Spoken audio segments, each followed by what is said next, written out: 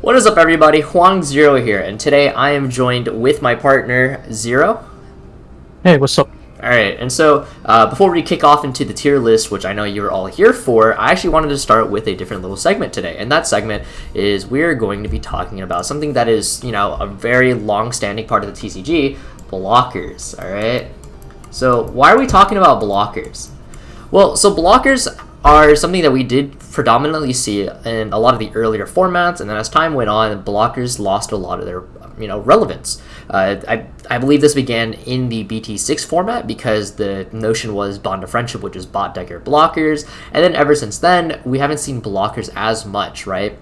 Whether it's Pyldramon bot decking them, whether it's just Hellscythe clearing it out, whatever it may be, blockers lost a lot of relevance. But if you've noticed in card design, going forward from BT10 up all the way to BT11 currently, there is a large push for blockers to make a resurgence in the format, both design-wise as well as just how the meta calls for it. So if you look at all four cards on the screen, these are all new cards from BT10, and what do they all have in common is that they're pushing blocker and or redirection. Okay, Ballistamon is a blocker, Cherrymon redirects, Jessamon is blocker, and Nene bestows blocker to Twilight Army and Dark Nightmod. So why this is so significant, and why I bring this up in the tier list, is because a lot of the decks in the tier list either have blocker or have to play around blocker, and blocker being such a big thing going forward heavily affects how some of those decks are, going to be tiered, right? So whether the you want to go on for this? Yep. Another thing of note is BT9 format, especially. You would think blocker would saw a resurgence in BT9 format, but that wasn't the case because two of the new deck in that format just really didn't care about blocker, right? Like Metal Garurumon would just bounce your blockers because it can bounce level 4 and then bounce your lowest level. And then Grandus just really didn't care about block. If you have like one blocker setup, Grandus would just swing into it, usually. And they'll have a way to lead to you from that point. So because of that type of situation, and also you have decks that will generally popping a level 4 blocker, there's just way too many OTK decks that just have ways of getting around blocker that it didn't have value. But with the addition of card like Cherrymon and then also a shift in the meta in BT10, you see blocker becoming prevalent again. Right. And so decks such as Crossheart is going to be, that's the big boogeyman of the format when we get to it. And so a lot of the meta revolves around how is the Crossheart matchup? Do you beat Crossheart? Do you lose to Crossheart? And that kind of influences where the tiering gets you placed. But blocker is such a huge tool against Crossheart that it will heavily affect how a lot of these decks are tiered. So, with that all being said and whatnot, jumping straight into the tier list, let me get rid of this. I do just want to say that we are going to do two tier lists in this video. Tier list number 1 is going to be Alpha without the hit. And so the reason why we're doing that is because Alphamon, the Dora Greymont 1 restriction that is currently in Asian formats, is not hit the English format yet, and we don't know when we're going to get it, whether it's at the start of BT10 or EX3, we don't know. And so to cover all our bases, we are going to do a tier list based on both of those. So for the first tier list, we'll do it as if Alphamon has yet to be hit, and then at the end of the video, we'll make very quick adjustments, as you see right here, for post-alpha hits, and we'll rearrange the tier list quickly based on that. Okay, so with that all being said, we have 4 different categories for this video. We have Tier 1, which is obviously the best decks in the format. Generally, they're just, strong powerhouse decks in general. 1.5, where the decks are very, very powerful, could win tournaments and whatnot, will likely get a lot of tops, but there's probably 1 or 2 qualities that hold it back from entering that Tier 1 territory. And then Tier 2, Tier 3.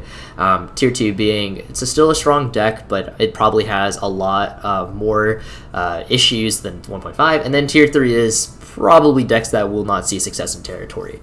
The decks we have selected for this video are either meta decks from the previous format prior to this video, new decks that will be entering the fray in this current format, or just decks that have performed overall very well. So those are the two criterias. If you meet any of those criterias, you have what we call a 2-format grace period, where you'll likely be featured in both the tier list video of the format and then the next format as well. So without further ado, all the information out of the way, getting started, we do have Ancient Greymont OTK. Ancient Greymont OTK did see some success in the BT9 format, being, it's an OTK deck at the end of the day, so it's an OTK format. I think Ancient Greymont OTK is actually going to be in Tier 2. And so the reason why I think Ancient Greymont is going to be a Tier 2 deck is, yes, if you just get the OTK, there's not very much that can stop you. That is very true. Just how the nature of the deck, having ADP built into your stack is fantastic and everything, and it's not super hard to get Security Attack Plus. The issue, however, is, as we mentioned previously, the amount of blockers we are going to see in the format is going to significantly increase. So, Cross 4 has blockers in the form of Cross 5 and Ballista, Bloom Lord has Cherrymon, Minervamon has Devimon Revival, Dark Nightmon with Nene, and so on and so on, as well as Jessmon with Blanc, right? So just in general, we're going to see a rise in blockers. Blockers are one of Ancient Greymont's worst enemies, even with Piercing, because that means they will be able to deny the final hit. So do keep that in mind. If you decide to take Ancient Greymont, is the fact that BT9, not a lot of blockers. BT8, again, still not a lot of blockers. BT10 will be quite a bit of blockers. Any thoughts on that, Zero? No, it makes sense. This deck is probably one of the deck that get hurt the most by this shift in blockers seeing play, because unlike all the other decks, it just doesn't have an easy out to the blocker, right? You have Piercing, but your opponent just won't block. They'll just let you swing a Security, and then your follow-up hybrid or something will get blocked and you just can't lethal from there, and the stack doesn't get protection. So the moment that happens, you put in 0, but then your stack get removed and your game plan fall completely flat because you have no way of lethal from 0 damage. Right. And so the other deck that has somehow survived the test of time is going to be D-Brigade. D-Brigade actually saw a very significant rise in competitive viability in the BT9 format, specifically because of the amount of security bombs you could fit into the deck due to the small engine the deck required, which is fantastic for D-Brigade, as well as the introduction of Dexmon. D-Brigade going forward is actually receiving a buff. It's a buff that not a lot of people realize, but the significant thing is being able to play both starter deck Ragnar Lord Chikurimon as well as starter deck Jessmon Solarmon, both of which are very powerful tools against Crossheart, or just Digicross in general. And why Solarmon, you may ask? Because, Solarmon, yes, it's a red rookie. Solarmon is a machine. It is a machine level 3, which means it is fodder for your Hagurumon to discard. It's fodder for Kazu to, proc off of. It actually just synergizes very well with the deck. So because you can play upwards of 8 of the play cost reduction rookies, you actually have interestingly enough, pretty solid Crossheart matchup, which I think will actually give it a very strong spot in the meta, because not only that, you also have a lot of room to play strong security bombs that could blow your opponent out of the water. Ultimate Flare is, again, a super fantastic security bomb in this format, and then you also have cards like Ultimate Flare, Infinity Cannon, etc. So I think, with all that being said, D-Brigade is probably a tier 1.5 deck. Good for it. Yeah, one thing to note is that your point about a card like Solomon is going to come up a lot throughout this tier list. A lot of people will say, yes, Crossheart definitely has a lot of answer to card like Sentmon. Mm-hmm. Great. But the thing is, they need to play them, right? So, most Crossheart lists on average only play 2 Memory Tamer, maybe 3. It depends on the list that you're looking at. They don't really play that much more memory manipulation. You might see 1 or 2 options that manipulate memory, but they just functionally, they cannot play memory boosts because the deck has so many color. So none of the memory boosts in the game actually works in the deck. So that's a big issue that they run into. So that what that means is that they're very reliant on playing around that whatever memory threshold they're given. And the main way they do that is through the Green Tamer, which reduce play cost, right? So I give you memory when you play Digimon, and then they would play multiple of their Cross 4 into Cross 5 to facilitate the play. But if you set a card like Sightmon or Solomon on board, and you now force them to use a Fireball to maybe play a Darulu, one of these cards, then they're out 2-3 memory for the turn, which sometimes will shut them down from extending into a big play. So what will usually happen is instead of attacking you 3 to 4 times with chaining their cross ability, they will probably be limited to maybe 1 or 2, preventing them from killing you out of nowhere. Right, and so this sounds fantastic and everything. Like, this is very strong points. You have a pretty solid matchup into one is possibly one of the best decks in the format, if not the best deck in the format. What keeps it from that tier 1 territory? And I would definitely have to say the fact that we are starting to see a shift towards going taller, just as decks come out, right? If you notice, a lot of these new decks outside of the 2 Digicross decks, they like to go tall. Bloom Lord, Sakuya, Minerva, even Dark Nightmod, they really like to hit that level 6 power spike.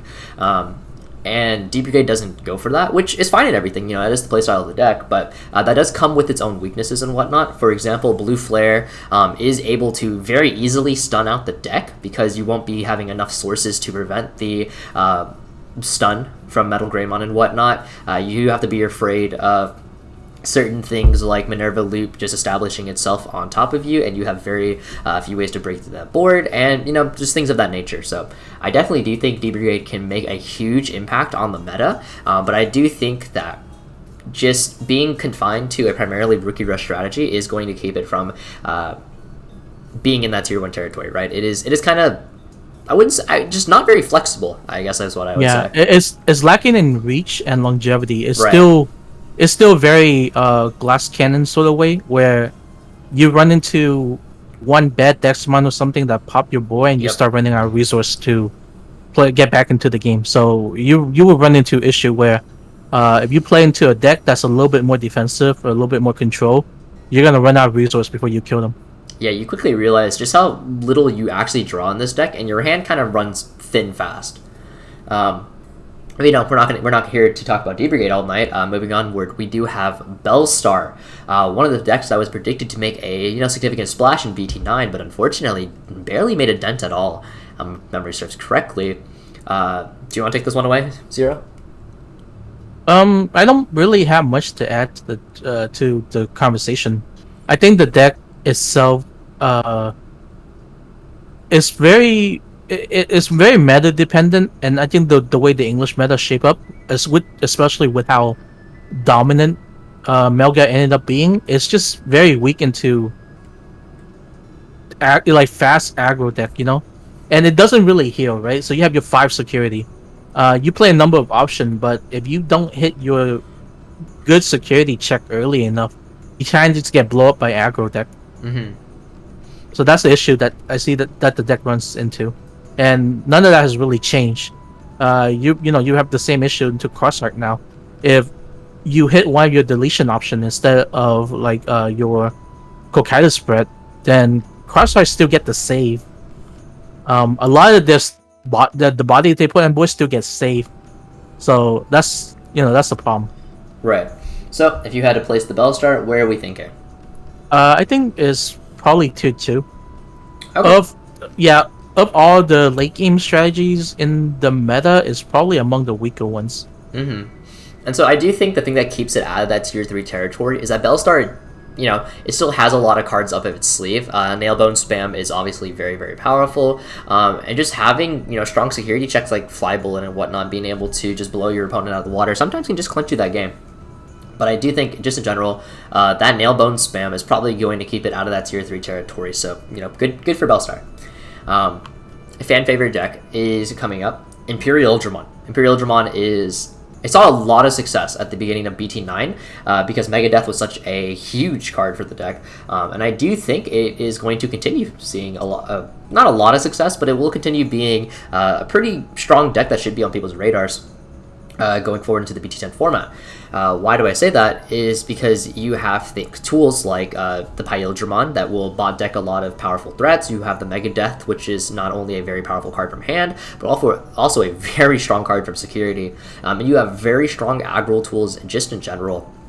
I think the deck has a lot of things going for it. Its late game is nowhere near as strong as, say, Minerva Loop or Jesmon, but the early aggression as well as the amount of bouncing and bot decking the deck can provide is actually pretty strong, and you do have a lot of different ways to tech against the meta.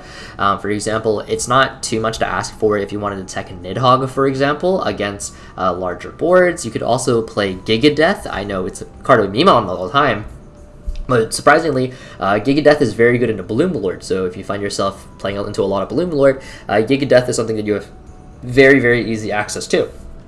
So I think, given all these positive, these positive traits about Imperial Digimon, I definitely do think that it's probably in the tier 1.5 category. I think it's still a very, very strong deck that you should never really sleep on. Any thoughts? I agree. Deck is still good. There's really nothing has changed in the game that makes it worse, right? Like, additional blocker doesn't make this deck worse because it's still 8k. So it's still swing over a lot of stuff. It bot deck's 6k, which is still a really powerful ability. 6k coverage in the game is so strong. Right. It just hits so many important targets. Can it get wall out by deck setting up like a big blocker, like a Bloomlore? Sure. Yeah, that's probably what's keeping it from the tier 1 slot, is because the deck is, the strategy of the deck is linear. But overall, I think it's still a pretty solid deck. You do also have the option of teching in Omnimod X. Oh yeah. Oh my god. That's okay. Wait. We need to pull this card up. Hold up. For everyone that doesn't know, let me pull that up, because that actually is a very fantastic point that you do bring up. So if you will direct your eyes to the screen, we do have Omnimod X. So Omnimod X. Let me see if I can pull that over here. Whoops. Can I get this on this side? Yep, there we go. Okay. So Omnimod X is 7 from red, 7 from blue, or 3 from Omnimod. When a Digimon with X antibody and its source would digivolve into this card, reduce the cost by 2. When digivolving, return all of your opponent's Digimon with the highest level to the bottom of their owner's deck in any order. When digivolving or when attacking, by placing one X antibody or one level 6 card from this card's source at the bottom of the deck, reveal all of your opponent's security, trash 1, place the rest of their securities face down, and then shuffle. This card is actually very, very, very, very strong. I don't want to hog all the spotlight. So do you want to give the rundown on this, since you're the one that brought it up?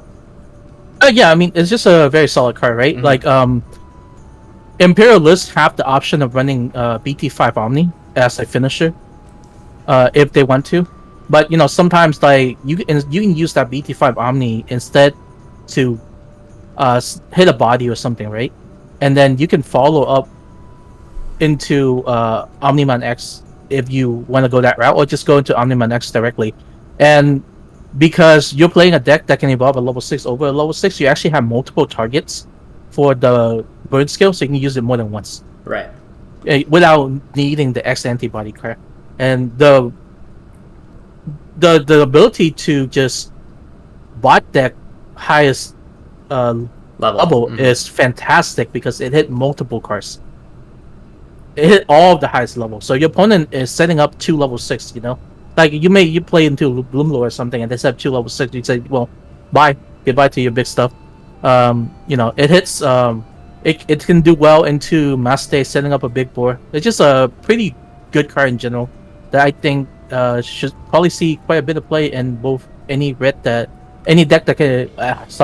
or blue deck.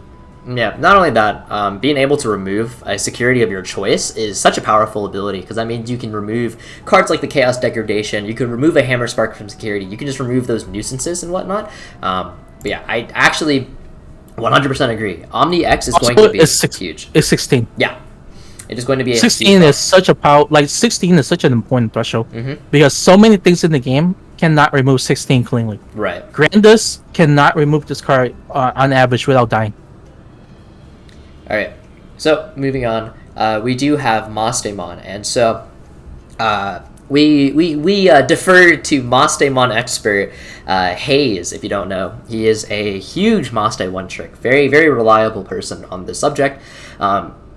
And he is under the opinion that Mossdemon actually does receive a buff in the BT10 format, and not because it receives any direct support, but rather the playstyle of the meta shifts in favor of Mossdemon.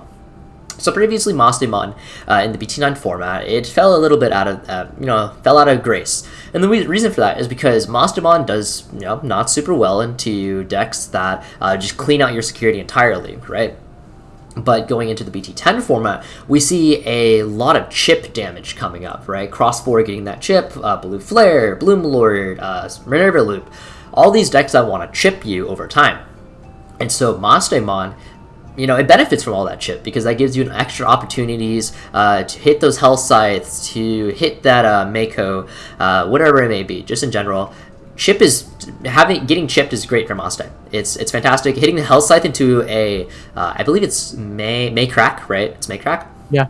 Hitting Hell Scythe in the Maycrack is minus 9,000 DP, which is going to kill the Cross 4. And killing Cross 4 before it resolves its end of turn skill is really, really strong. So I definitely do think this change in playstyle is going to be beneficial for Mossdemon. What were you going to say? It has tech option for BT10 also. Okay. What's you can the play spec? You can play both Sakuya and you can play Venus. Oh, yeah, that's actually a very, very good point. Being able to play both the new yellow SRs in Sakuyamon, Miko mode, as well as Venusmon is actually a nice versatility buff to Mossdemon as well. So, just in general, Mossdemon is, if you're a huge Mossdemon fan, I think you may enjoy this format more than the previous format. So, I do think Mossdemon is going to find itself comfortably in 1.5. Right, and if Alphamon would get hit, we'll talk about that a bit. But following up on Mossdemon, we do have security control. So security control has existed almost since the start of the game. It's something that has evolved through countless iterations, time and time again. And the current iteration that we do see is the Hell Scythe Magnet Angramon spam. So one of the tools that the deck did receive in this BT10 set is going to be the Venusmon. Venusmon being able to shut down a lot of that when attacking, when digivolving effects that would commonly assist players in breaking the board. So security control, it's hard to say what form it may take on in the BT10 format, just because it is a extremely versatile and powerful deck. And just in general, it's a very fluid archetype. But I definitely do think that the buffs it does receive will comfortably place it into that 1.5. Because as we shift away from the OTK format, we see a little bit more chip damage going forward. In the same way that Mossdemon benefits from chip damage, security control will also benefit from just constantly being chipped at, right? Which is not to say that OTK is not good. OTK is still very, very good. It's just that now we're going to see quite a bit of both, I would say. New decks like to chip, old decks like to OTK, or do large bursts of damage. It is what it is. Very, very versatile. Anything you want to add there? Not really. The deck did get Grandel Soul, which is a pretty nice option. Mm-hmm. But overall, I'm of the personal opinion that security control will always exist, but it's never a deck that is extremely popular. Right. Yeah. Nobody. Even at its peak, right? Even at all the point where security control is quote unquote a tier 1 deck, it never saw big enough. Correct me if I'm wrong, but I don't think it ever saw big enough representation. Nationals. Was it overly popular? It was very popular. I think it was up. It was either the second or third most popular deck in the tournament, alongside Gabu Bond and Lilith Loop. I think it was actually the second most popular. Pretty sure. Yeah. But yeah, security control. You actually bring up a really, really fantastic point. Is that green? Having access to green via Izzy TK gives you access to both Grand Del Sol as well as Ground Fang, which are both very powerful options. So we may see that green adaptation coming out of security control in the BT10 format. And then, fan favorite, I love this deck to pieces, Justimon. Justimon did receive a new arm in the set that will assist you in doing your OTK. Unfortunately, it still has a lot of the same issues that old Justimon had, whereas just consistency is not super fantastic, and your OTK it has a couple of issues here and there, but I do think, realistically speaking, you're probably not going to be able to keep up with the speed of Crossheart or Blue Flare, and other OTK decks kind of do your job better than you do. So I think realistically, Justimon is unfortunately going to be our first Tier 3 deck being placed on the tier list. Do you want to kick me while I'm down anymore? I don't know, man. Maybe you just don't believe in your main deck. Honestly, true. It's pretty true. Okay, so the other EX3 deck coming out is going to be D-Reaper. D-Reaper is something that we previously rated to be in the Tier 3 territory because we thought that OTK was going to be too much for it, and then it turned out the X antibody tech was able to speed the deck up significantly enough to the point where it was actually able to overcome that, and it placed itself very firmly in the Tier 1.5 territory. So, looking at the current format, I guess the question is, do these new decks, how did they fare into D-Reaper? So with Crossheart, the only way Crossheart is able to break through your Gatekeeper is via tie, because that way then your Digimon, specifically your Cross 4s and Cross 5s, you get that little extra oomph. Metal Greymont is not going to be able to bounce nor kill you in time, I believe. They will be able to freeze out your things, but it's, once you get that Gatekeeper up, it's pretty hard for them to deal with. Bloom Lord versus Gatekeeper is pretty doomed, I'm pretty sure. It's not great. You have to stun it and swing into it at bridge. Minerva Loop is actually doomed. You have to go into BT5's Wart and pop it. It's not a very fantastic out. So yeah, I think overall, Gatekeeper is going to be a very strong card in the format. Oh, you lose to Jesmon though. That is a really big one. Jesmon casually just slaps the ever-living heck out of you. So, really, I think Bloomlore can out the Gatekeeper though. Like, wait, tapping it and then swinging into it, right? Yeah, that's not the hardest thing ever. Yeah, I think, and you also swing it for multiple. You can set up swing for multiple checks. That is fair, albeit to get the multiple checks, you do have to work a little extra. Because that is an extra... You have 3 tapped bodies, including the Bloom Lord. Yeah, but I think your board expansion is fast enough to where you can raise the Reaper. That's it fair. Really come down to... I think if they don't sack a Gatekeeper in security and they have to spend a turn playing it, you're probably in an okay position. That's fair. Right? Because you just delete the Gatekeeper and you still get all your checks, and then you can potentially lethal. That's fair. Okay. So with all those points being said about D-Reaper, I think I don't want to underestimate it again. To be honest, a little scarred there. I think I mean, we were wrong about last tier list. I think 1.5 is that's what I'm thinking. I think it's like a nice 1.5 because I think the biggest hit to the D-Reaper is going to be that Jesmon. I think Jesmon is actually such a huge slap to it because Jesmon is able to swing into the Mother D-Reaper via Savior or via Jesmon X, both of which give you Judgment of the Blade-esque kind of effects. And then so moving on, we do have the poster child of the BT9 format. Weirdly enough, it's not the best deck in the format in BT9. Unironically, that's Metal Garurumon, but we do have Alphamon. Now, Alphamon is... Who knows when it's getting hit, or if it's getting hit at all, right? But for right now, we're assuming that Alphamon isn't hit, and so we're going to place it based on that. I think Alphamon is the first Tier 1 deck we're going to put here in this tier list. Alphamon has very strong stickiness, if you will. It's very hard to remove Alphamon. And it has a lot of power and pressure behind it because that Oryu can swing kind of goes hard. With Oryu Mon Restand, multiple sources of security attack plus, etc. Right? The biggest thing that I do think you have to take into account though is the fact that decks like Crossheart are pretty fast. Minerva Loop sometimes just kind of like starts dancing on your grave a little bit. Alphamon is not the fastest OTK deck. It's probably one of the slower ones, right? It's probably it's of the new decks in BT9. It's probably among the slower one because a lot of people play this deck with low ratio rookies and level 4, and they're reliant on setting up with your memory tamer, or you set up with your cool boy to switch out your pieces. and then they'll set up a stack that way. So it's a little bit on the slower side. Right. But the thing is, like you mentioned, Oyukin is just really annoying to remove because it's also 16, right? Like 16 is that big number. Like Grandis can remove it if they get the egg proc, right?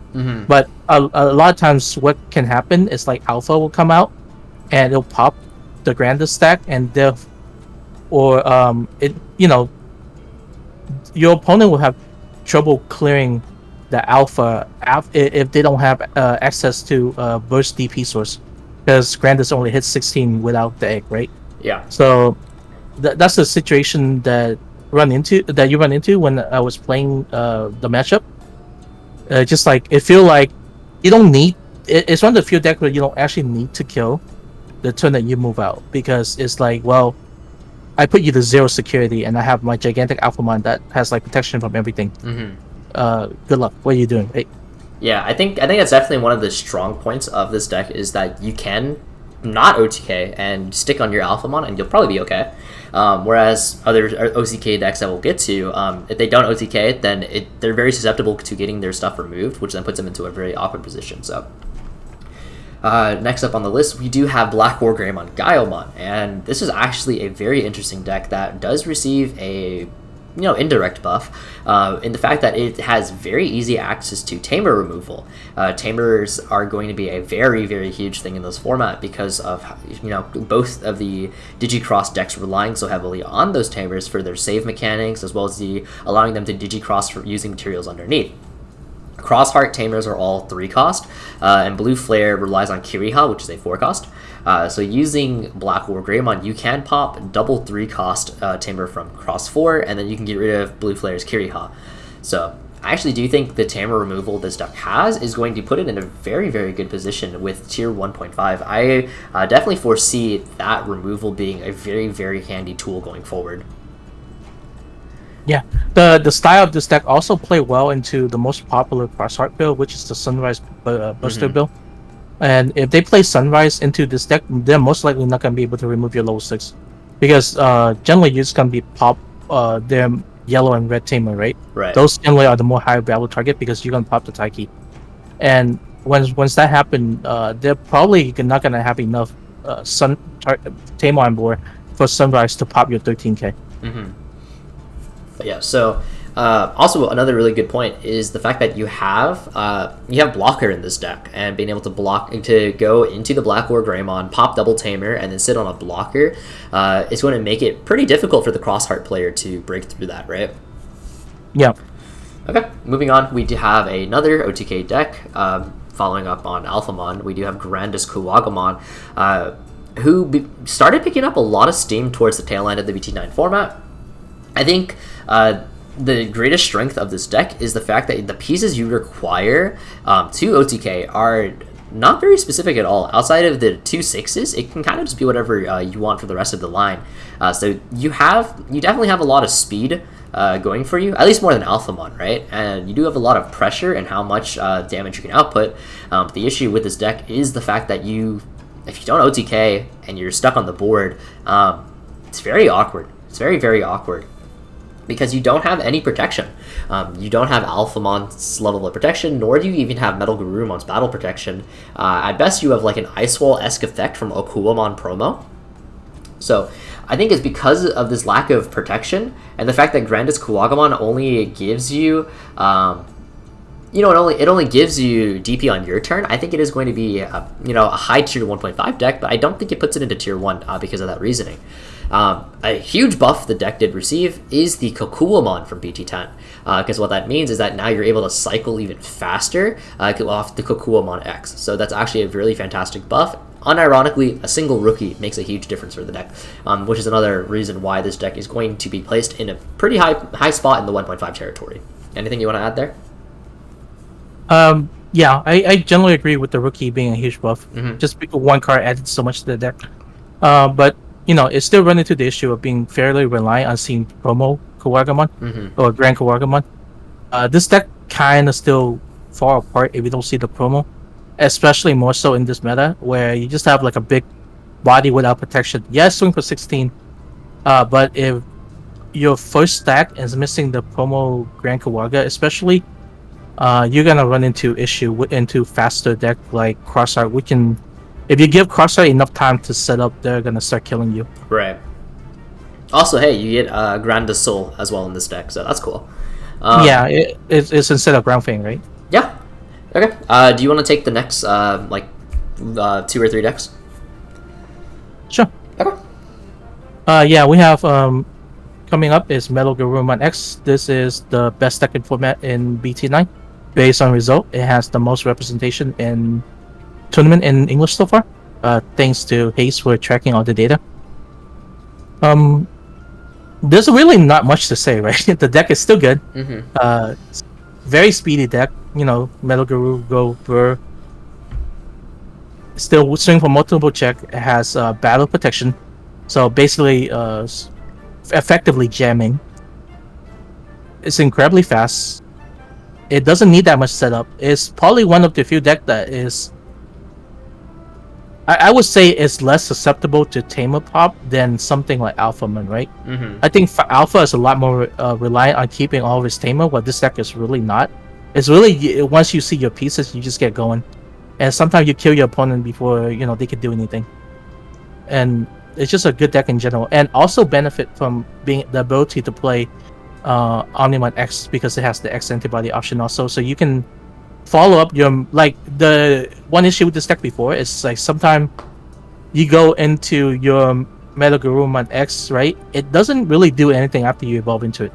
Like after that turn, even if they leave the body on board, it just kind of doesn't really do anything. But now you have the option of going into Omnion X for a reduced cost of 5, which I think give you the ability to selectively burn a security and also remove big body, which it might struggle into some matchup because of the way that the bouncing mechanic work, to where your opponent can play around it just by having lower level bodies. But now you just go Omnimod X and just basically clear the entire board after putting them down to like 1 security. Okay. So for all that reason, I think this is still in tier 1. And so I think another really, really great point that a lot of people tend to overlook is the yellow hybrid hit. And why the yellow hybrid hit is really significant here is because yellow hybrid, the top end they had adopted in the Japanese iteration of BT10 was Venusmon. Venusmon is an absolute shutout towards Melga, because then it means you don't get your win digivolving, you don't get your win attacking, because you would have that security plus from Wargarurumon, right?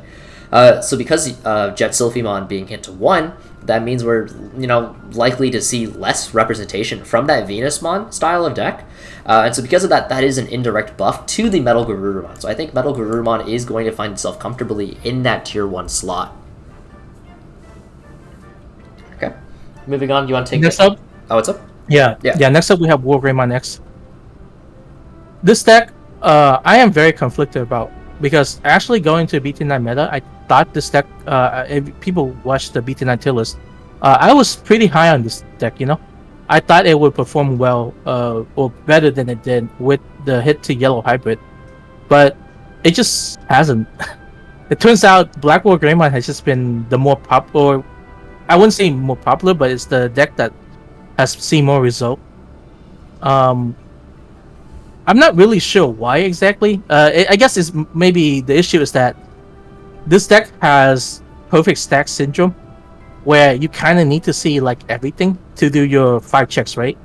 If you see less than 5 checks, sometimes you just lack the ability to lethal. Yes, it does have protection, but that protection also isn't as wide-reaching as Alpha. You can only really protect from bouncing and deletion effect. You're very susceptible to hitting like a Chaos Degrading security, especially if you're not able to go into your BT1 War Greymon before you swing, or like play an ADP or something like that. And it's fairly easy for a deck like Mossdemon to shut you out from that kind of play. And I think going into BT10, I can see this deck struggling a little bit more, because even among OTK deck, it's not exactly the fastest, right? And so I can see it just struggling into something like Jesmon. Mm-hmm. Yeah. And like I don't see how this deck out like a Jesmon board, for example. Yeah, given the fact that they're probably you're gonna have the Sistermon with the decoy, that probably makes it a lot more difficult as well, because then that means you can't pop the Jesmon. You're just gonna end up killing the Sistermon. So yeah, you don't have access to piercing also, which Yeah. means you don't even get your multiple checks. And then Jesmon can hardwall you because GX himself is a blocker. Yeah, it's just it doesn't. It just among all of the BT9 decks, it's probably the worst performing one of all the decks that we were expecting to do well.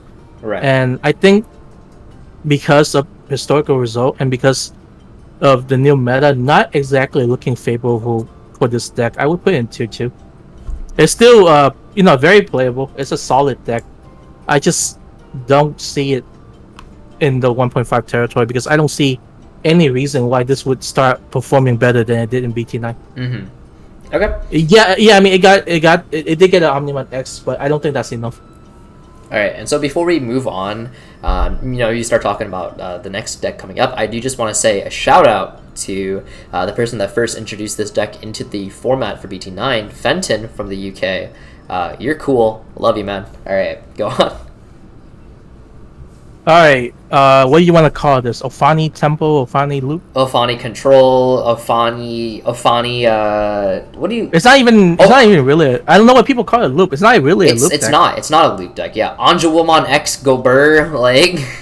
Yeah. It's good. I think this is a very interesting take on the Master deck building archetype, right? It's more tempo oriented, it's more board control oriented, it's just play for board a lot of time. And card like Digimon and such just wall out alpha. I think it potentially... I want to put this in 1.5. I'm not sure. Mostly because I think the Digimon tech is especially effective into the cross decks. But realistically, I don't know how reliable that strategy is. Well, so if we look at this deck and we compare its matchups to a lot of the newer decks, for sure, I don't see it having a favorable Jesmon matchup. I think between all the Sistermons and Jesmon kind of casually just going around and smacking your board, I don't see it having a good Jesmon matchup. Its Blue Flare matchup is probably not great. It's probably pretty bad, yeah. Yeah. Between your board getting stunned out and stripped, yeah, I don't see it being pretty good. I mean, like, Mossdemon was already struggling into Blue Hybrid, and then this is just Blue Hybrid 2.0, so I don't see that going pretty well. It's mostly just the crossheart, right? Get the Neo Devi out to deal with the crossheart Tamer spam. Right. But even then, that's kind of a really sketchy strategy. Yeah, and then Balloon Alert, obviously, they have the Pomumon that prevents summoning by effects. I imagine Loop probably gives you a run for your money too, right?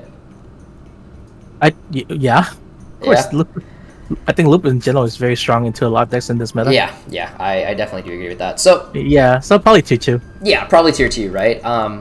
Maybe it makes a resurgence later on into the format, but I think a lot of the newer decks will probably give it a bit of a difficult time. Yeah, I'll let you take the next one. Since no, it wasn't even up for debate. If you opened your mouth, I was stopping you immediately. So, best deck in the format, obviously, guys, ladies and gentlemen, Jesmon receives a whole ass starter deck, and guess what? Gets a secret rare and everything too. All right, why Jesmon is best deck in the format? Number 1, he's endorsed by Hoang. All right, that's more than enough, TBH. Number 2, he's Jesmon. This guy is cool. He's super cool, bro. What Digimon is a cooler design than Jesmon? If you say Galamon, you're wrong. It's Galamon. Shut up. With all that aside, Jesmon is actually a very, very strong deck going forward into the BT10 format. And it has received a ton of new tools, as well as a lot of consistency, actually. And you may ask, but Jesmon has historically been a very inconsistent deck. Jesmon has, had its ratios skewed and whatnot by the white Sistermon that, mess with your ratios, right? Because you had to fit so many in. But now, jokes on all of you, those Sistermons are huge consistency boosters. Blanc being discard 1, draw 2. I guess CL for the English is check top 3, add Huck, or Royal Knight. And then Bond between Master and Student. That's also a check top 3 at Huck, and I want to say it adds a sister if I remember correctly, and then it discards the rest, which is fine because you revive from trash. But yeah, so you have 3 fantastic consistency boosters added to the deck, as well as just a lot of different plays you can make, like whether you're trying to burst your opponent down for large amounts of security, whether you're trying to establish a board of +5, whether you're just trying to just make a really powerful Ganku X board. There's a ton of different things that you can do. This deck is insanely versatile now. It has a lot of great tools. And I would say a lot of the matchups, you may have some difficult matchups here and there, but I don't think there's a impossible matchup, if you will, because you have access to so much, versatility. You have Decoy in your Sistermon Blanc, you have Blocker and the BT6 Blanc, you have DP gain via Ganku X, via CL, you have Reboot, you have Blocker, I can go on for days. TBH, I think this is actually a very, very popular deck. I think this is like a tier 1 deck. I don't know if it's better than Alphamon, just because it doesn't have any results to back it up. I'm going to say it's not for right now. But I do think it is a tier 1 deck. I think it's very, very powerful. There's a lot of different ways you can go about the deck, whether you want to run that tie to give you an extra security attack plus, or if you're afraid of Venusmon, don't do that. That's totally fine. You can still get a huge chunk off using the power of the GX of the Jesmon starter deck with the Blitz, by the way. Oh my god. This deck has everything. I love this deck.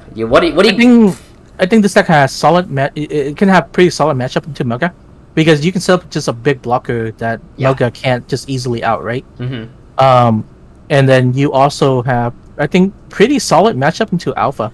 Yeah. Because you can just swing into Alpha. It's the one form of it's the one form of protection that they can't deal with. That's true. No, that's a very true point. Right, and you easily hit over Alpha DP threshold. Like this card can get really huge, also, especially if you go into GX. Very quickly, the sister bonds being different levels, 3 and 4 respectively, does mean it is a lot more difficult for Melga to start removing those bodies. Exactly. Yeah. Like of course you have a bad matchup. Like I think Blue Flare is probably one of your worst matchup. Yeah, it's not. If not the worst matchup.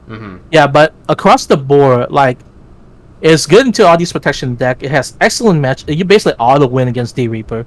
You just smash security control. You have pretty decent matchup into current Maste. Yeah. You have good matchup into Loop. Yep. Like it has, like, if you just across the board coverage. Oh, it has great matchup into Grandis. How does Grandis out your multiple blockers? That's true. Not only multiple blockers, your GX is probably sitting at like 21k. Yeah, like it can't clear your board that easily, and you just have multiple blockers to prevent them lethal, and then you can just keep recurring. It's just like across the board, it just has a solid matchup into every good deck in this meta, with the exception of one. Yeah. Right? Like, I can't think of another really bad matchup outside Blue Flare. Crossheart's kinda bad. It depends, right? Realistically speaking, Crossheart potentially just booty blasts you before you can get the setup. Yeah. But it's not impossible. It's definitely not impossible. It's definitely doable. Yeah, I wouldn't call it a bad matchup. It's slightly unfavored. I think Blue Flare... It's probably like 55-45 in Crossheart's favor. Yeah. Yeah, I think Blue Flare is what, 40-60? Yeah, 40-60 Blue Flare favor, yeah. Yeah. Okay. For all that reason, I think putting it in tier 1 is very reasonable. Oh, yeah, for sure. Okay. Ragnar Lord, the other starter deck. A lot of people were excited for this one. Weirdly enough, in testing, I actually found myself using the old Ragnar Lord a lot more than the new one, just because the 3 cost was so important. But still, you can do some pretty cool things with this deck. Bryoludgermon gives you immunity to Digimon effects, which is pretty nice overall. And then you also just have a lot of security pressure. One of my favorite ways to build this deck is using Baihumon as your black component for the Ragna, because then that gives you the ability to burn your opponent for however much security, and then go into Ragnar Lordmon for the Blitz, which I think is really, really cool. But the issue with the deck is it's very slow. It's kind of clunky. Yeah, that's pretty bad. Those are 2 pretty bad detriments. So I think because of that, I think Ragnar Lordmon is going to unfortunately find itself in the tier 2 territory, probably under War Greymon. It doesn't have protection, does it? It has protection against Digimon effects via Bryoludgermon's ESS. Okay, so it still dies to option. Yes, it dies to options. That is correct. Yeah. Okay. Yeah. So that being said, I think it could low key like take a lot of people by surprise. I would not be shocked.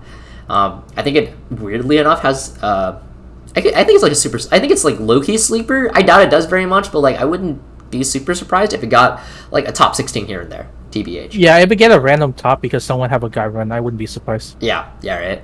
Okay, so we are now. Let's get this out of the way. Let's get it out of the way. All right. Put it into tier 1. All right, yeah. I mean, like it's just not debatable, right? Yeah. Crossheart is the big bad boogeyman that has fucking terrorized the format in Japan for BT10, EX3, and potentially even BT11.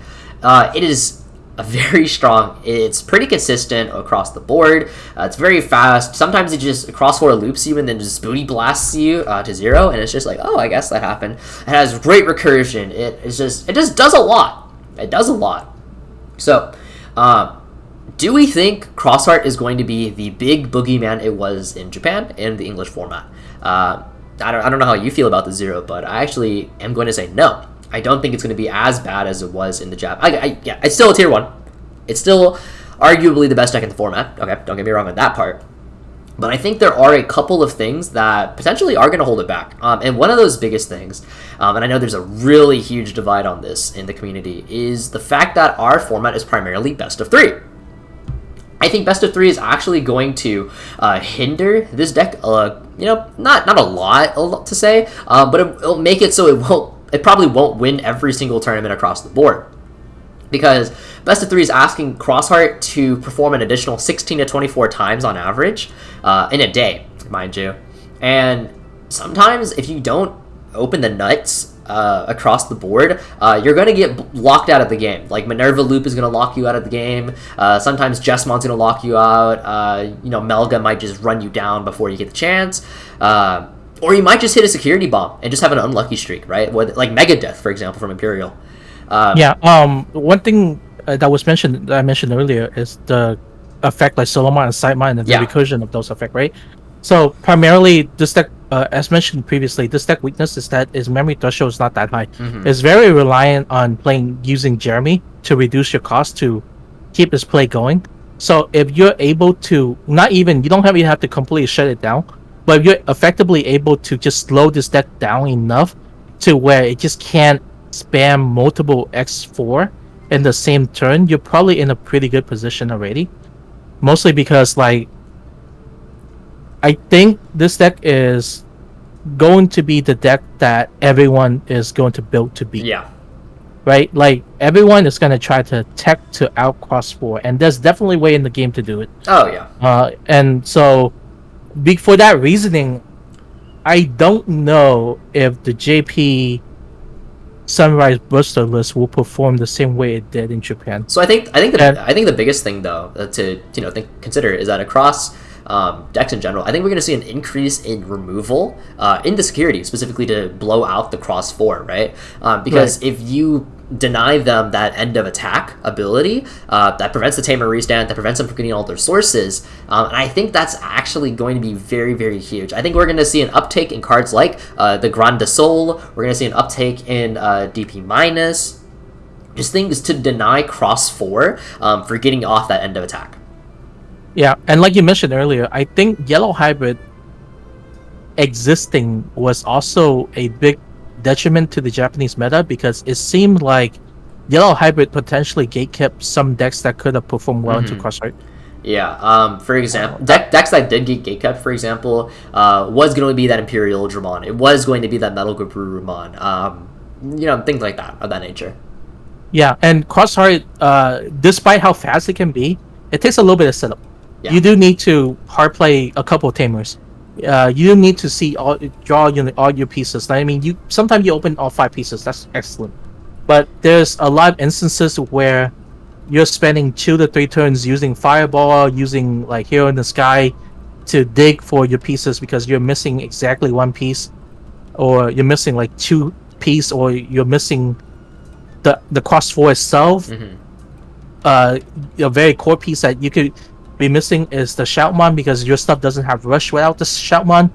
So this deck is the cross play strategy in general is susceptible to just general RNG of card games, right? And compounded on top of that, if you have other decks that's all aiming to counter this deck and playing around this deck strategy, I don't believe it will be as dominant as it was in Japan. It still is a tier 1 deck. Oh, We're not saying this deck. Sure. We're not saying this deck is bad. Like, before people go crazy and be like, "Oh, they think this deck is terrible." No, I think the deck is still excellent.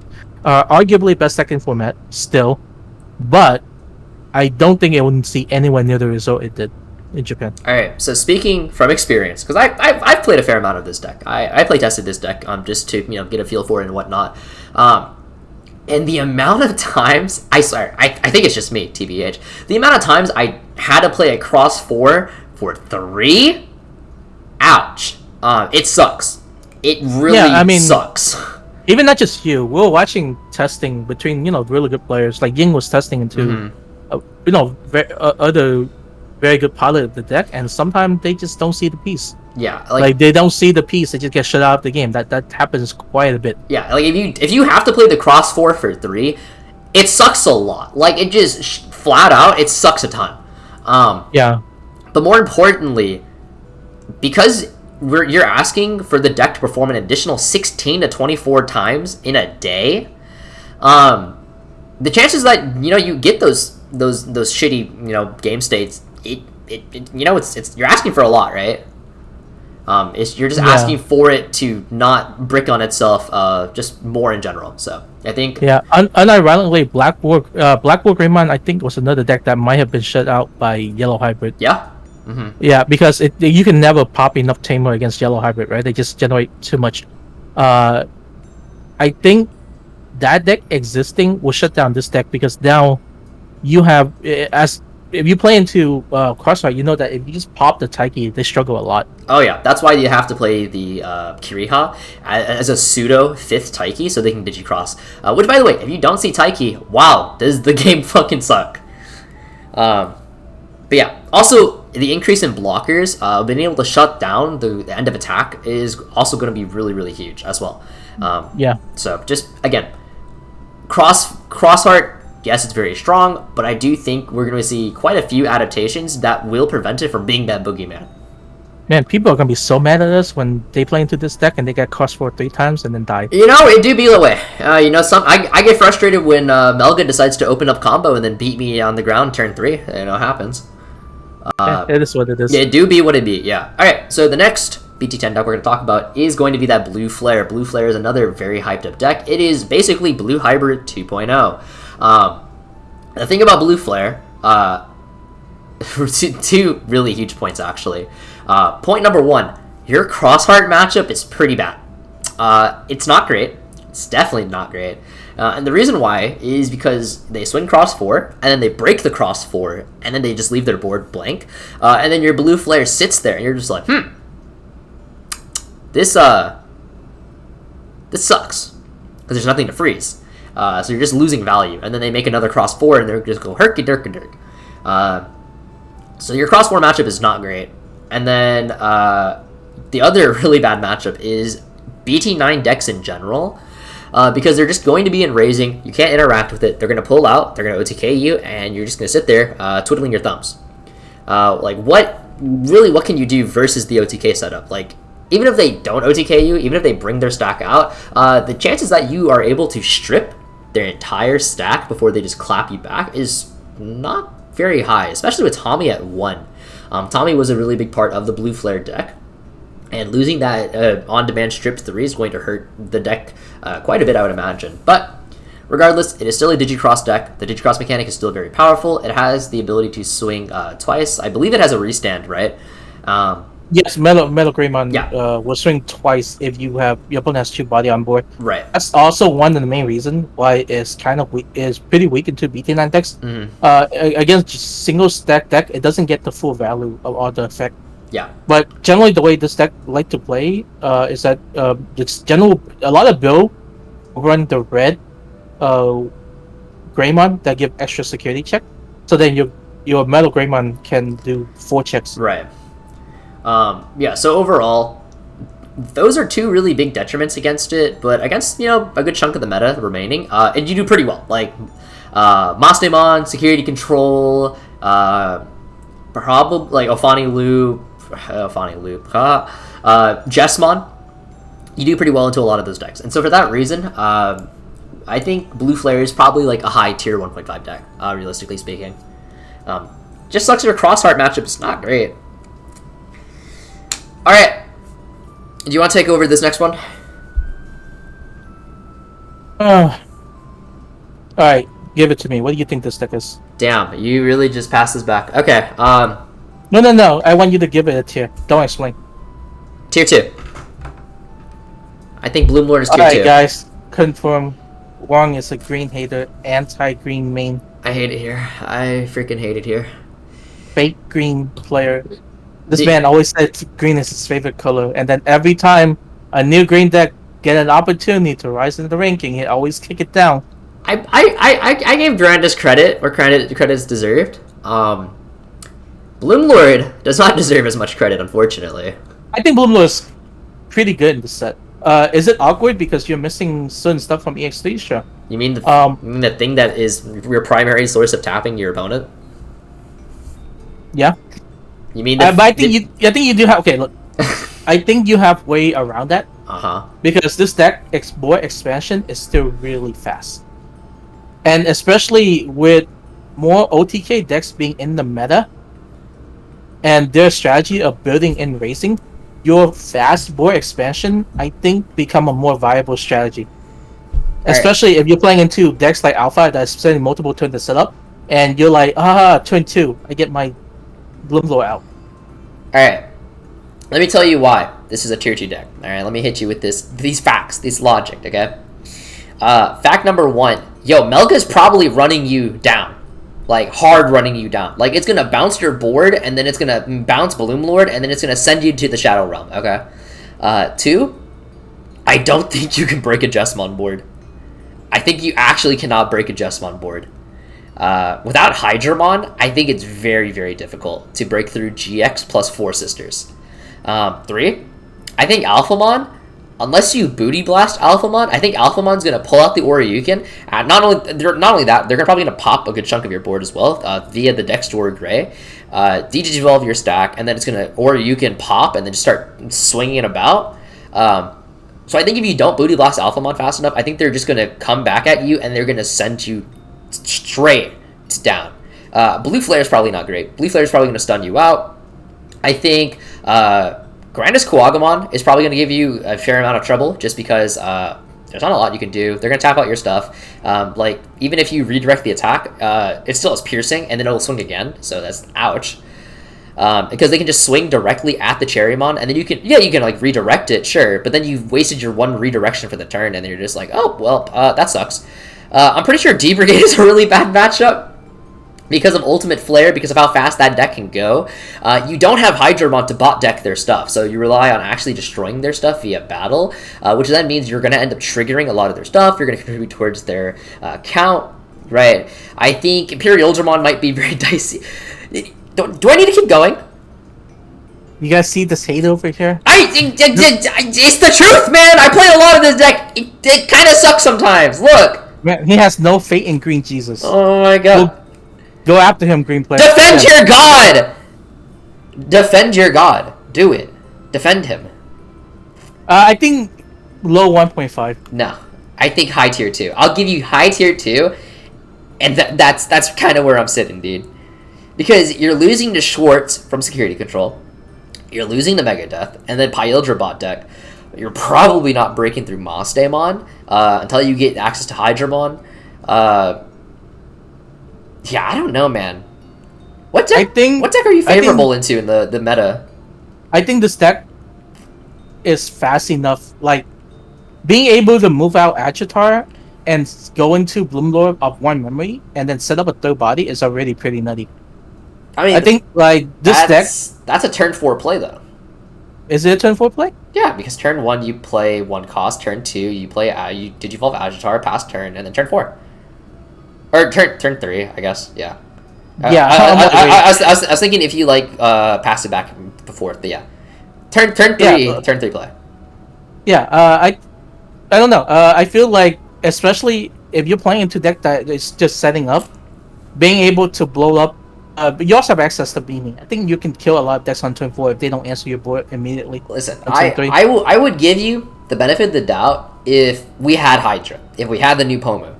Because then... If we have Hydra and new Pomu, this would be one of the best decks in the format. Yeah, it becomes a tier 1 deck, right? Like, then at that point, for people... You're just a poser that like... No.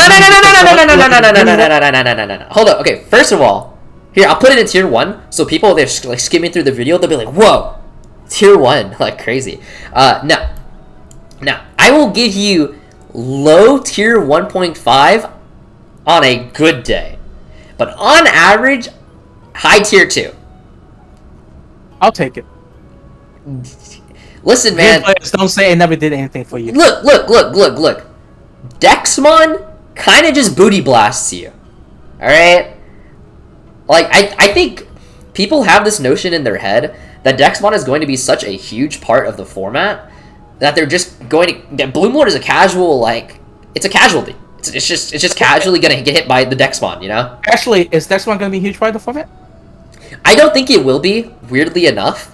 We just talk about how many single stack deck is viable. No.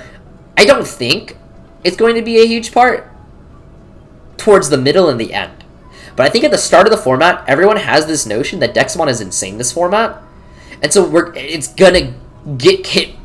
It's gonna get caught in the crossfire, man. Like, it's just gonna happen. You know, you like... Yeah, I mean, I think Dexmon will always see play, right? Like, it's a very generic card that has a strong effect. And it can see... I genuinely think we're gonna see a lot of it at the start of the format. Like, a lot. Okay, anyways. I did my job. Okay. By the way... After him, green player. By the way, Jessmon can actually play around Dexmon because of the decoy. So you casually just eat the hit for something you need to, and then your GX stack is going to Digivolve down to a level 6. Like, cool. Crazy. You don't rely on Tamers, so the cost of free, it's not super high for them. And you can also play Solarmon. So, like, kerchow! Alright. Moving onward. After I have defeated Zero in glorious combat, Sakuyamon. Do you want to take this one? Yeah. It is okay. It is very okay. This deck is the definition of okay. You even put it in the middle. Is because I would say it's actually fairly consistent. Mm-hmm. As long as you see one line, you're gonna see the rest of your cards because it's actually draw like a zero amount. You actually draw so much off of the green option, the green evolution option. Yeah, green plugin. I think it's S. I think it's S. Yeah. The new line is really cool. You can climb extremely quickly because what you can do is you play the plugin. You have two plugin, right? You play one, you evo into your level 5, and your level 5 will play another one for free, which then evo into your 6, which like the Osakuya, which can grab back your plugin, and then like you can then swing and then evo into Mikomo. You know, and so on and so forth. Like, it's really cool. It has the removal is okay. It's actually surprisingly good into white board. I think it's pretty decent into Bloom Lord because you have like a bunch of minus DP all over the place. So you're really good at sniping board. It's probably good into like rookie rush type of decks, and having access to a heal that you can selectively heal an option for security check is pretty powerful. But overall, like, it doesn't do enough to win games. Like, you swing twice per stack, and you keep trying to go off of that one stack, or you make a second stack and try to end the game that way. But it doesn't have protection from option. It doesn't get really that big. You can use the new white plugin to get to like 14. You can play the jamming, but it doesn't swing over like huge blocker. It's just kind of, it's very okay. I play tested quite a bit, and it doesn't feel like it does enough to win games. Is the issue. Like, you do a lot of action, right? And you draw like 40 cards in your deck, but then you realize, oh, I've only done like 2 security checks against my opponent, and I have 10 cards left in deck. What am I doing? Yeah, that sounds pretty mid. Okay. There's definitely other ways to build a deck. Maybe you can run alternate way to win as a win condition, but the Sakuyamon deck as it is probably like very solidly tier 2. Maybe it'll go up to 1.5 if somebody figure out like a really cool tech or something that they can run with it. Yeah, that's fair. That's fair. Okay. Moving onward, we do have Minerva Loop, which, if you don't know, we hang out with Ying, aka Human, a lot, and man, does he love this deck. I think Minerva Loop is definitely tier 1. Definitely tier 1. And I'm a hot take here. I think there's a very solid argument Minerva Loop might be the best deck in the format, high Q. I think there's a very solid argument for this. That being, if the Minerva Loop goes off, you're kind of just sitting pretty, right? Like, it's very hard to lose from that like state of game. A lot of decks are too slow to like just take you out straight out. So you're able to just stunt on them and whatnot. Crossheart, if they don't booty blast you, then you can have Psychmon to shut out their plays. You can have Devimon blocker loop to make it so they can never actually end the game. You don't have an over-reliance on Tamers, so Gaiomon's not going to hurt you super hard, etc., etc. There's a lot of like good things going for you. I think there are 2 detriments, though, that will probably keep it from being the best deck in the format, so it's probably realistically like somewhere like around here.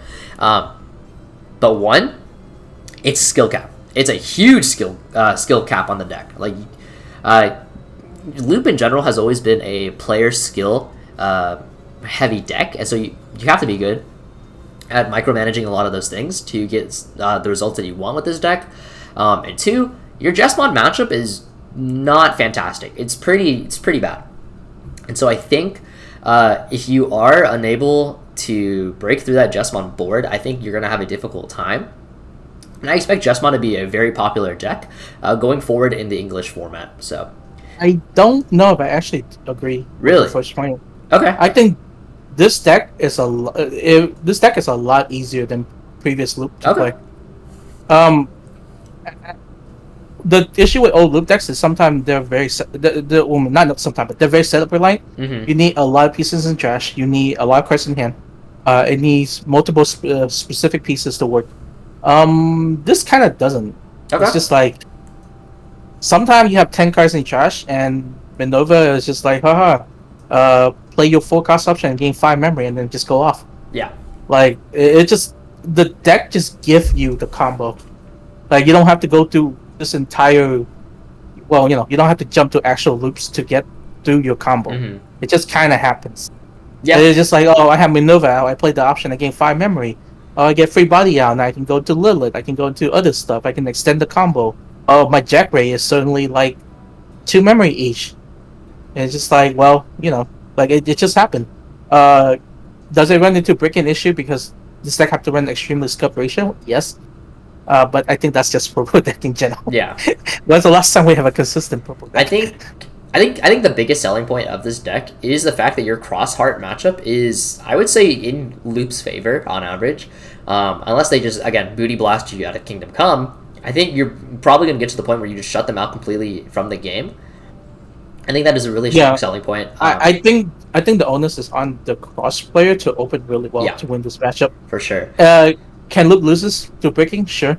But I think once you get the setup, it's actually very difficult for Crossheart to play out a bit. Okay. They can sunrise your Minerva, but then that immediately give you a setup for the following turn. So let me ask you, Zero. Do you think, or where would you put Minerva within the top tier 1 decks?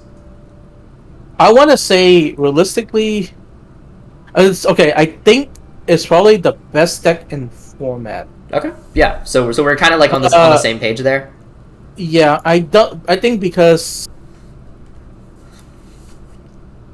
here's the only reason I wouldn't put it in best deck in format. Okay. Is that I think Crossheart is actually fairly easy to play. Yeah. And I think Crossheart may end up just being more popular just because the way it plays, right? It's very flashy. So like you do a big play, you play a big body, you swing, you draw a bunch of cards. It's very fun in that kind of way. Like the game goes very fast. Right. I think Crossheart will see a lot of representation. I don't know.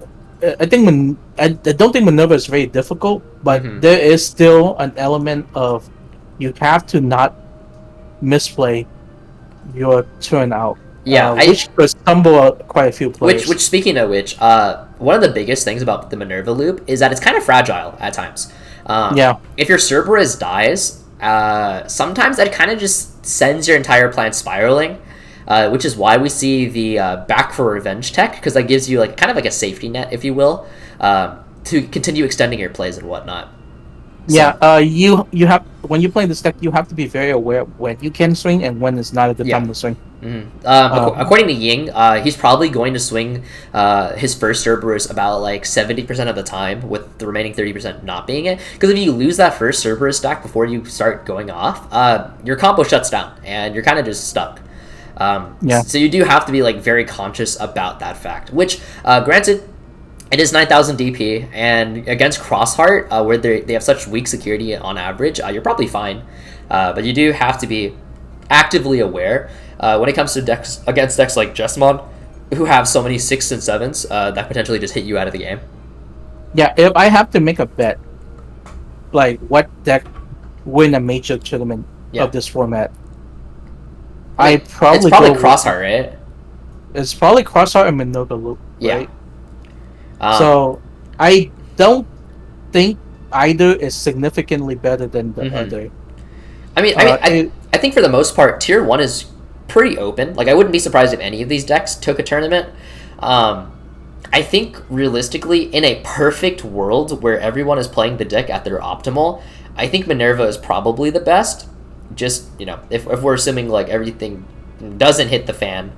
But I can definitely see, like, either Crossheart or either Minerva being the best deck.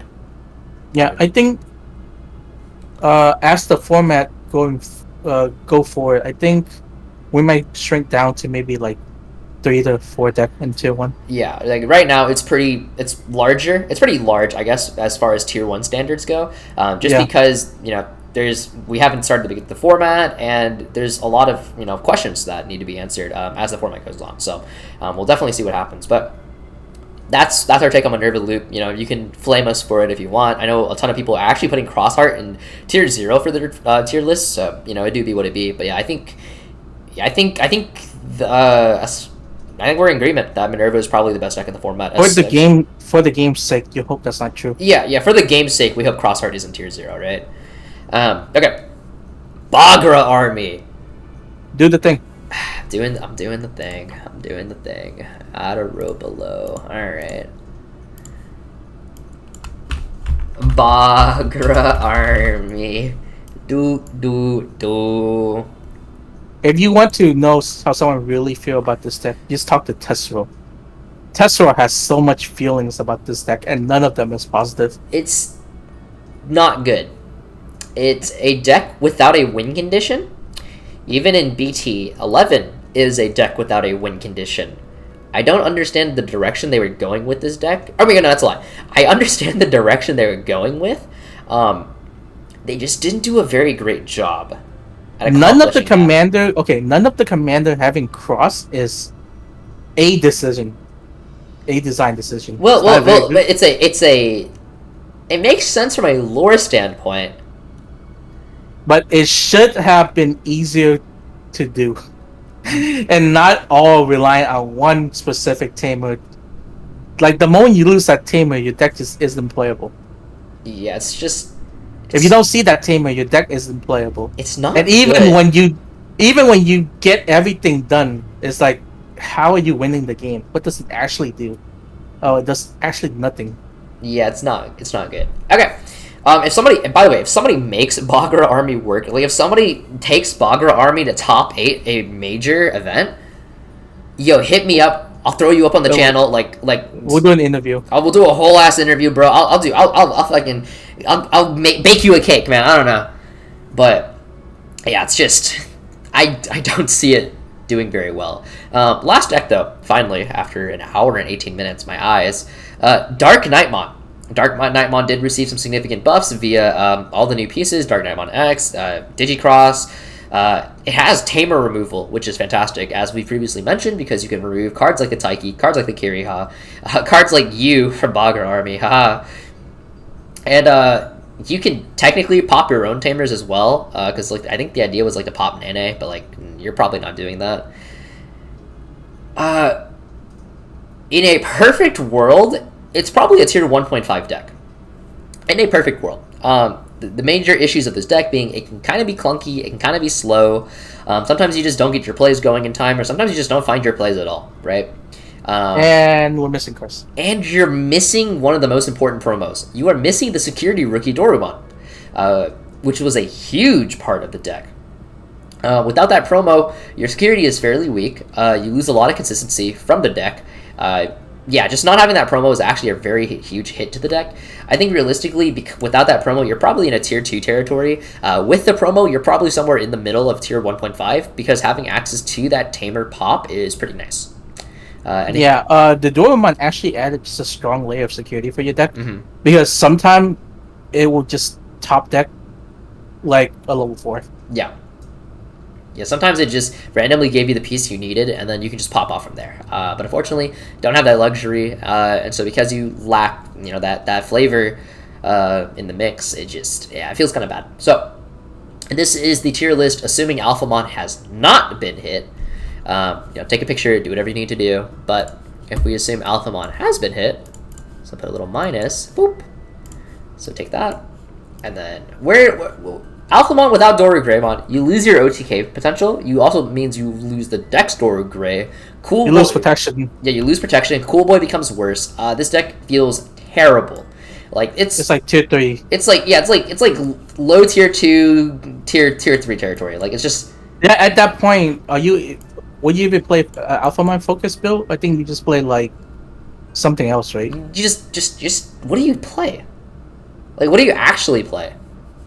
Gosh, like nothing replaces Dora Grey, does it? No, nothing replaces Dora Grey. Like I think the deck. Yeah, it's such a core piece to the deck. Like it just feels so bad. But the reason why we have this on is because we're going to talk about the tier list and what changes, assuming you take out Alphamon from the mix. Without Alphamon in the mix, Blue Flare is probably a tier 1 deck because that is one of the major OTK decks leaving the picture. Do you think so? Actually, that's probably like high 1.5 TBH. I think it's better. Yeah, it just bumps up in the 1.5 scale. Yeah, you still have quite a few tier 1. High tier deck. Yeah, your Crossheart matchup is still garbage. I think Mossdemon become instantly a lot better. Yeah, Mossdemon definitely a lot better because now you don't have to deal with Alphamon and all of its protection and whatnot. It's mostly deletion. Dora Grey giving blanket deletion protection is actually the most obnoxious thing ever. Like Mossdemon into Greymont protection is actually not that bad because you often have multiple way of deleting something. Yeah. And it's just like against Alpha, you can't do anything. Yeah. You can only degrade it, but sometimes you can't even do that. Yeah. Security control probably gets quite a bit better with Alphamon no longer in the picture because then that's one less thing that can just randomly booty clap you. Yeah, it's still a highly just one though. I mean, yeah, but like it's okay. Sukuyamon gets kind of better, right? Just leave it. Like, come on, man, cope. Okay, whatever. Anyway, this is what the tier list looks like, assuming Alphamon is not in the picture. It doesn't change a lot of things, but it changes some things ever so slightly. But yeah, that's the tier list. Any thoughts, Zero? I'll say this right now. I think our BT10 meta will be better than Japanese BT10 meta, 100%. And I think it will be vastly better than BT9 meta. Yeah. I don't know how it is with you guys, but personally, I think BT9 is probably the worst, or at least the second worst format we've ever played. I was about to say BT7 was a lot worse for me personally. I mean, they're kind of close for me. I think both format is kind of BT7 and BT9 were both terrible formats. Yeah. I think, and I think with Digimon, format is not usually terrible because of one or two decks. I think the format is usually terrible because of the play style. It warped the play style of most of the deck in the meta, right? Like hybrid warped the game to where like everybody had to play around the way hybrid play, right? And BT9 was literally 5 or 6 OTK deck in the game. Now, you can make the same argument for BT10 because Cross does work the way that the game is played. Yeah, but everyone's not digi-crossing, you know? Yeah. Like everyone's not digi-crossing. It's really just the 2 deck, right? It's just Blue Flare and Crossheart, right? Oh, what do you mean? Dark Nightmon. Yeah, okay. Uh, did crossing and passing turn feel great? Let me tell you that. Uh, yeah, I love to slam my level 5 for forecast. It's great. Um, but yeah, blue flare is especially not difficult to play around for a lot of decks. So I think you just have like Crossheart being the one boogeyman. The rest, the it didn't warp the meta as much as BT9 did. BT9 warped the meta so much and warped the way the game is played to where it just single stacks sit and raising. It removed. I think personally think BT9 format is fairly low skill level because it just reduced the amount of interaction and decision point that you have, and it's just like, hey, do that. It comes down to the game of like, hey, do I have the piece or not? Right, Yeah. a lot of the times, and that just felt really bad. I think I'm kind of excited because at the very least, Crossheart setup kind of on board. Like cross deck setup on board, so you have something to interact with Well, before you die. okay. To be fair, cross art is really annoying in the sense that like you can never actually tell if they have the full combo or not because it's all from hand. Which is very frustrating, might I add, because randomly you'll be sitting there, twiddling your thumbs, and then they'll go cross four swing, pop, cross four swing, pop, and you're just like, oh, I guess you just had everything in your hand. I mean, that's cool. You just had like 3, 4 cross fours in Yeah, hand, but you have a form of counterplay through Solomon, Sightmon, etc., etc. yeah, Right? yeah, yeah. Yeah. What was the counterplay against OTK? You had Osakuyamon? Question mark. Hey, they do what they do. Yeah, it's just like you just have to sit there and accept that a deck is gonna come out and swing like for check 5 security in one turn. Yeah. That's I think that being toned down in this meta is probably gonna be great. If we maybe shoot Metal Garuru in the kneecap, also that would be nice. I would like for them to just take the wear Garurumon promo out back and just shot it. No, it's gonna walk forever, bro. Don't you know? It's a protagonist card. Yeah, but realistically, the more OTK decks we hit, the better. I just don't like OTK as this. I think OTK existence is fine, but not as prevalent as it was this last format.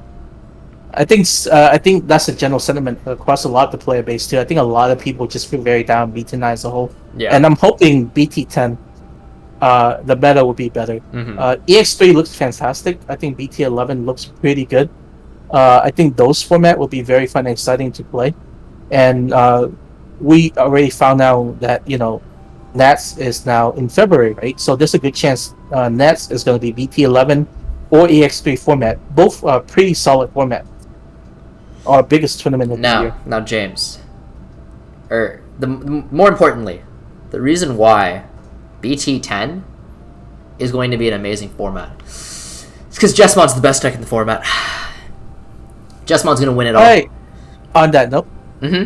See, we put it here, so for people that skip to the end of the video, they're gonna look at this and actually think we put Jesmon as the best deck in the format. So you'll know who skipped. You call them out. But anywho, on that note, peacing out. It's been an hour and 27 minutes. 28 now, actually. So, yeah, thanks for watching, everyone. Bye. Bye.